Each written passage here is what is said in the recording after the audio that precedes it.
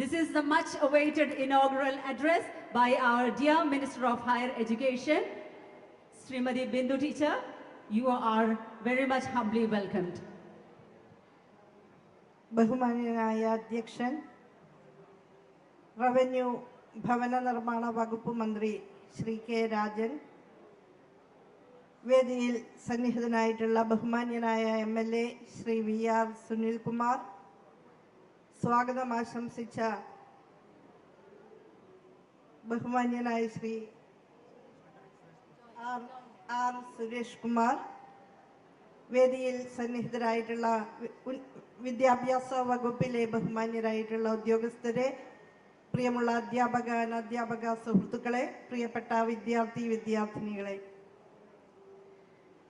തങ്ങളുടെ അഭിരുചികൾക്കും താല്പര്യത്തിനും അനുസൃതമായ ഉന്നത വിദ്യാഭ്യാസ സാഹചര്യങ്ങളിലേക്കും തൊഴിൽ അവസരങ്ങളിലേക്കും ആത്മവിശ്വാസത്തോടെ കടന്നു ചെല്ലുന്നതിന് നമ്മുടെ വിദ്യാർത്ഥികൾക്ക് ദിശാബോധം പകർന്നുകൊണ്ട് 70-ൽ പരം പ്രശസ്തങ്ങളായിട്ടുള്ള ഉന്നത വിദ്യാഭ്യാസ സ്ഥാപനങ്ങളെ പങ്കെടുപ്പിച്ചുകൊണ്ട് തങ്ങൾക്ക് മുൻപിലുള്ള അവസരങ്ങളെ നന്നായി പരിചയപ്പെടുന്നതിന് വിദ്യാർത്ഥികൾക്ക് സാധ്യതയൊരുക്കുന്ന ദിശ ഹയർ സ്റ്റഡീസ് എക്സ്പോ നിങ്ങളുടെ ഏവരുടെയും അനുവാദത്തോടെ ഉദ്ഘാടനം ചെയ്തതായി സസ്നേഹം അറിയിക്കുന്നു. നമ്മുടെ ഉന്നത വിദ്യാഭ്യാസ മേഖലയിൽ മാറ്റത്തിൻ്റെയും മുന്നേറ്റത്തിൻ്റെയും തിളങ്ങുന്ന അധ്യായങ്ങൾ തുറന്നുകൊണ്ട് തന്നെയാണ് ഇപ്പോൾ ഗവൺമെൻറ് മുന്നോട്ട് പോകുന്നത്. ദേശീയവും അന്തർദേശീയവുമായ ഗുണനിലവാര പരിശോധനകളിൽ മികച്ച പ്രകടനം കാഴ്ചവെച്ചുകൊണ്ട്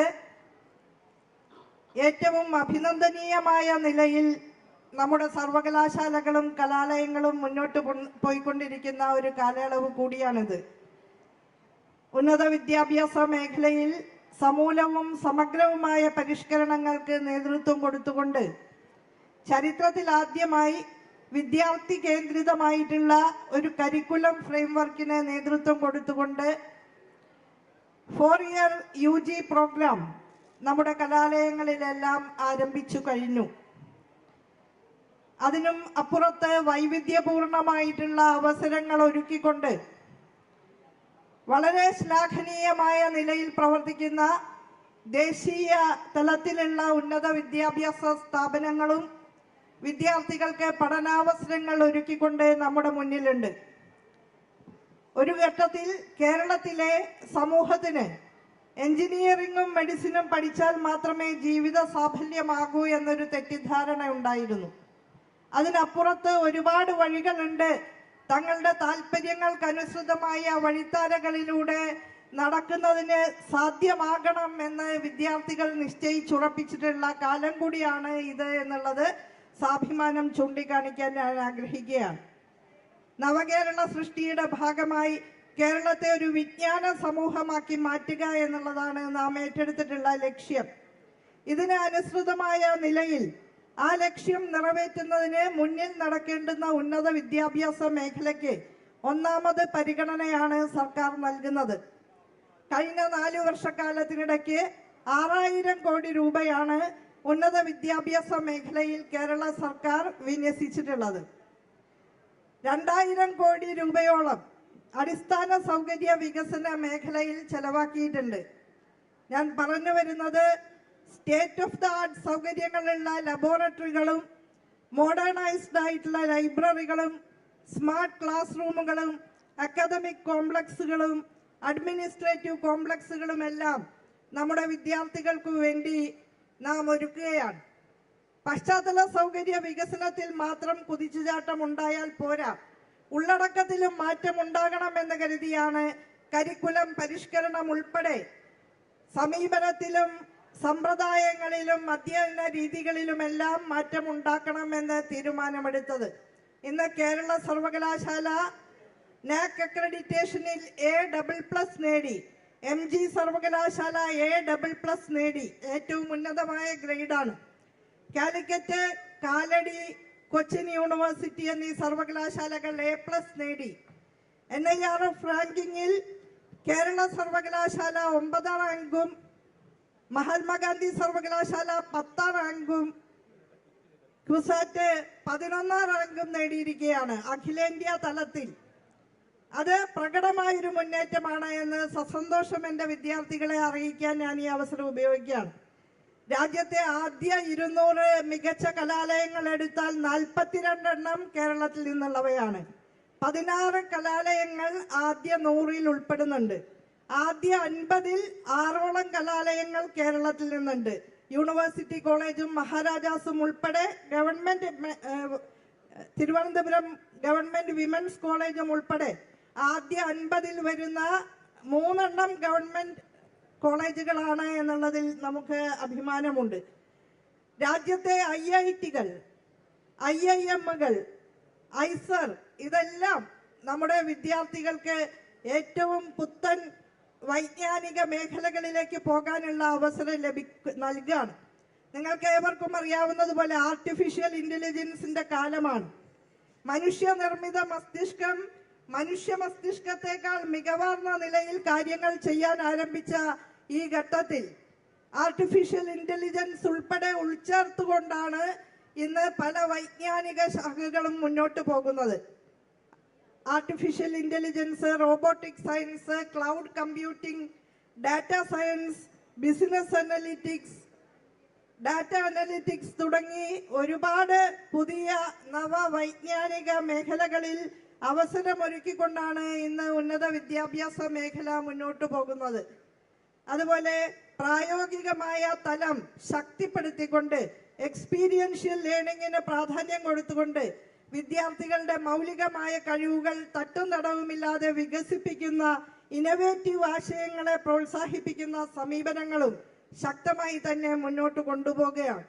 നൂതനാശയങ്ങൾ സമൂഹത്തിനു വേണ്ടി മുന്നോട്ട് വയ്ക്കുന്ന വിദ്യാർത്ഥികൾക്ക് 5 ലക്ഷം രൂപ മുതൽ 25 ലക്ഷം രൂപ വരെ യങ് ഇന്നോവേറ്റേഴ്സ് പ്രോഗ്രാമിന്റെ ഭാഗമായിട്ട് ഉന്നത വിദ്യാഭ്യാസ മേഖലയിൽ നൽകുന്നുണ്ട് എന്ന വിവരം സന്തോഷപൂർവ്വം ഞാൻ വിദ്യാർത്ഥികളെ അറിയിക്കുകയാണ്. നമ്മുടെ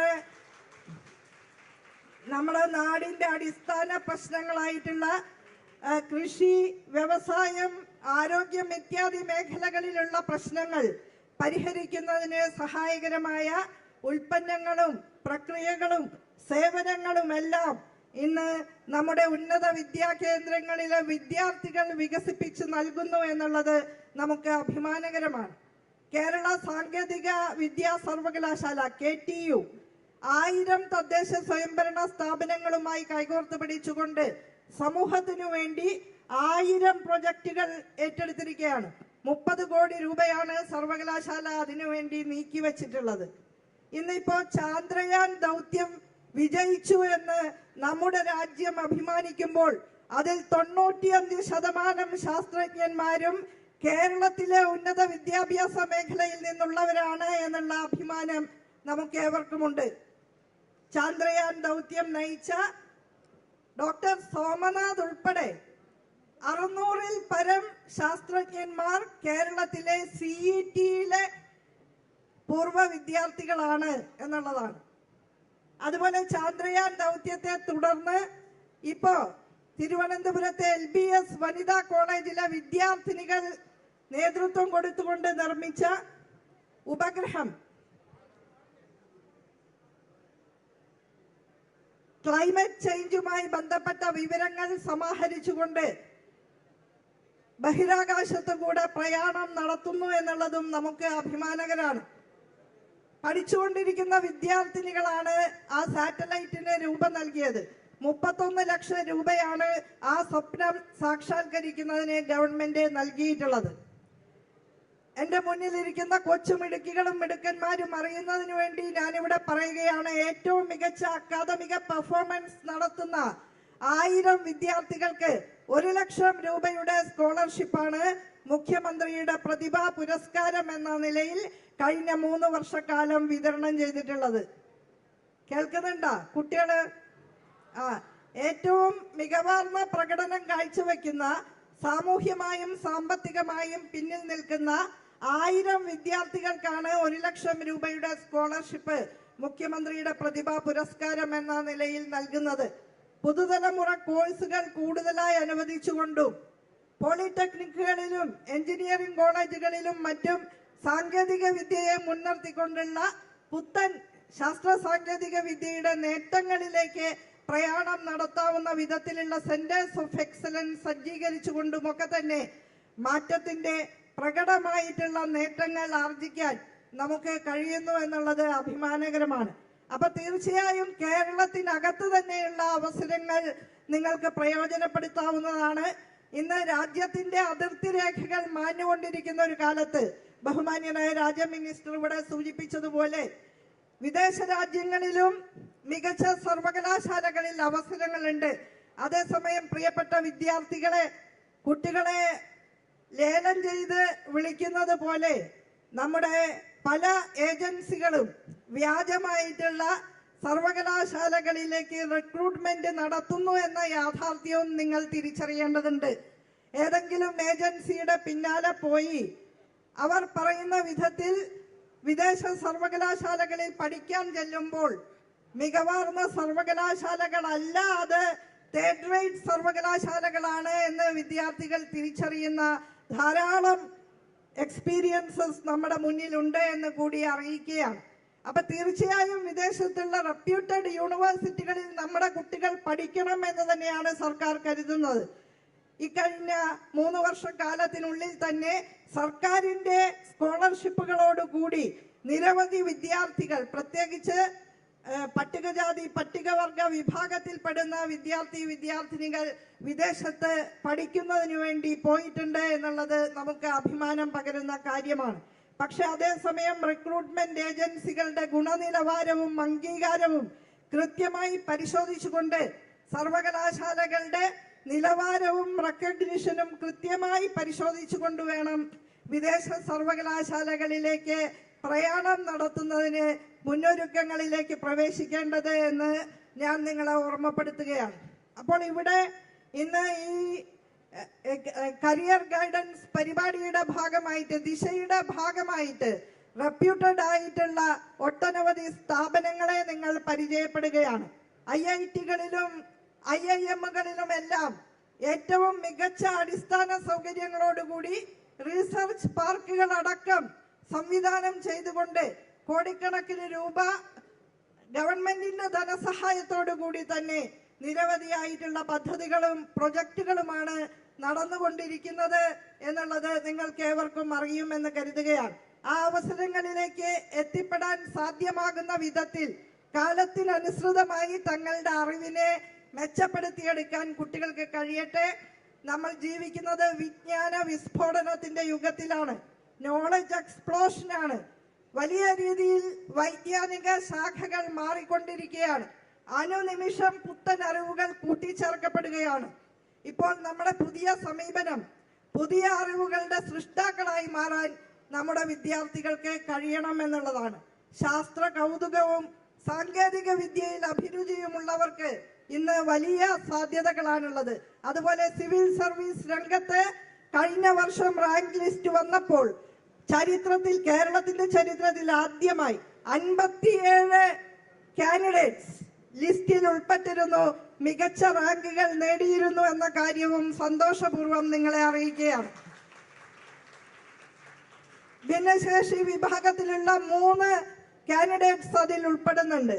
ഞാൻ പറഞ്ഞു വരുന്നത് സർക്കാരിന്റെ സിവിൽ സർവീസ് അക്കാദമി ഉൾപ്പെടെ വളരെ കുറഞ്ഞ കൺസെഷണൽ റേറ്റിൽ ഫീസും മറ്റ് ആനുകൂല്യങ്ങളും അഭിമുഖ പരീക്ഷയ്ക്ക് തിരഞ്ഞെടുക്കുമ്പോൾ സമ്പൂർണമായും സൗജന്യമായിട്ട് പോയി വരുന്നതിനുള്ള സൗകര്യങ്ങളും താമസ സൗകര്യങ്ങളും എല്ലാം ഒരുക്കുന്ന സർക്കാരിന്റെ സിവിൽ സർവീസ് അക്കാദമികളിൽ തന്നെ നിങ്ങൾക്ക് സിവിൽ സർവീസ് പരിശീലനം തേടാവുന്നതാണ് എന്ന് കൂടി ഞാൻ അറിയിക്കുകയാണ്. നമുക്ക് ഏറ്റവും മികച്ച മാധ്യമ പ്രവർത്തകരുണ്ടാകണം, ഏറ്റവും മികച്ച അധ്യാപക പ്രതിഭകൾ ഉണ്ടാകണം, ഏറ്റവും മികച്ച ഡോക്ടർമാരും എഞ്ചിനീയർമാരും ഉണ്ടാകണം, ഏറ്റവും മികച്ച സത്യത്തിന്റെയും നീതിയുടെയും പക്ഷത്ത് നിലയുറപ്പിക്കുന്ന അഭിഭാഷകരുണ്ടാകണം. പല പല അവന്യൂസ് നമ്മുടെ മുന്നിലുണ്ട്. അധ്യാപന ജീവിതം തിരഞ്ഞെടുക്കുമ്പോൾ ഒരുപാട് പേർക്ക് ഭാവിയിലേക്ക് വഴികാട്ടുന്നതിനുള്ള അവസരം വീണ് കിട്ടുകയാണ് എന്ന് കൂടി ഓർക്കേണ്ടതുണ്ട്. അങ്ങനെ വൈവിധ്യപൂർണമായ തൊഴിൽ സാധ്യതകളിൽ ഏറ്റവും മികവാർന്ന പരിശീലനം നൽകുന്ന സ്ഥാപനങ്ങളെ തിരഞ്ഞെടുക്കാൻ നിങ്ങൾക്കാകട്ടെ. ഇന്നിപ്പോ സൈക്കോമെട്രിക് അനാലിസിസ് അനുസരിച്ച് നിങ്ങളുടെ അഭിരുചി തിരഞ്ഞെടുക്കാനുള്ള സൗകര്യമുണ്ട്. കെഡിസ്കിന്റെ ഓൺലൈൻ പോർട്ടൽ DWMS സംവിധാനം digital workforce management system സന്ദർശിച്ചാൽ അവിടെ സൈക്കോമെട്രിക് അനാലിസിസിലൂടെ നിങ്ങളുടെ അഭിരുചി എന്ത് എന്ന് മനസ്സിലാക്കാൻ സാധിക്കും. അതുപോലെ ഹയർ എഡ്യൂക്കേഷൻ വകുപ്പിന്റെ അഭിമാന സ്ഥാപനമായ additional skill acquisition program ASAP Kerala കേട്ടിട്ടുണ്ടോ? അസാപ്പിനെ കേട്ടിട്ടുണ്ടോ? അസാപ് കേരള ഉൾപ്പെടെയുള്ള സ്കിൽ എൻഹാൻസ്മെന്റ് ഏജൻസികളും ആ ഓൺലൈൻ പോർട്ടലിൽ അവൈലബിൾ ആണ്. അസാപ്പിന് 150ഓളം സ്കിൽ കോഴ്സുകൾ ഇന്ന് വിദ്യാർത്ഥികൾക്ക് നൽകാൻ കഴിയും. തൊഴിലും വിദ്യാഭ്യാസവും തമ്മിൽ നിലനിൽക്കുന്ന സ്കില്ലിന്റെ വിടവ്, സ്കിൽ ഗ്യാപ്പ് നികത്താൻ ഉദ്ദേശിച്ചുകൊണ്ടാണ് സ്കിൽ കോഴ്സിനകം അടക്കം ക്രെഡിറ്റ് നൽകുന്ന സമീപനം ഉന്നത വിദ്യാഭ്യാസ മേഖലയിൽ നാം ഇപ്പോൾ ഉൾച്ചേർത്ത് മുന്നോട്ട് പോകുന്നത്. അപ്പൊ സ്കില്ല് വർദ്ധിപ്പിച്ചുകൊണ്ട് കാര്യപ്രാപ്തിയും ആത്മവിശ്വാസവുമുള്ള നാളത്തെ നവകേരളത്തിന്റെ നേതാക്കളായി മാറാനും ദേശീയ തലത്തിലും അന്തർദേശീയ തലത്തിലുമുള്ള ഏറ്റവും മികച്ച അന്തസ്സുറ്റ തൊഴിലവസരങ്ങളിലേക്ക് അഭിമാനപൂർവ്വം പ്രവേശിക്കാനും ഈ ദിശ എന്ന കരിയർ ഗൈഡൻസ് പ്രോഗ്രാം നിങ്ങളെ സഹായിക്കട്ടെ എന്ന് ആത്മാർത്ഥമായിട്ട് ആശംസിച്ചുകൊണ്ട് വരും വർഷങ്ങളിലും ഒട്ടനവധി വിദ്യാർത്ഥികൾക്ക് വഴികാട്ടിയായി ദിശയ്ക്ക് മാറാൻ കഴിയട്ടെ എന്ന് ആശംസിച്ചുകൊണ്ടും ദിശ ഹയർ സ്റ്റഡീസ് എക്സ്പോ 2024 ഉദ്ഘാടനം ചെയ്തതായിട്ട് ഒരിക്കൽ കൂടി പ്രഖ്യാപിക്കുന്നു. അഭിവാദ്യങ്ങൾ. Yes, thank you.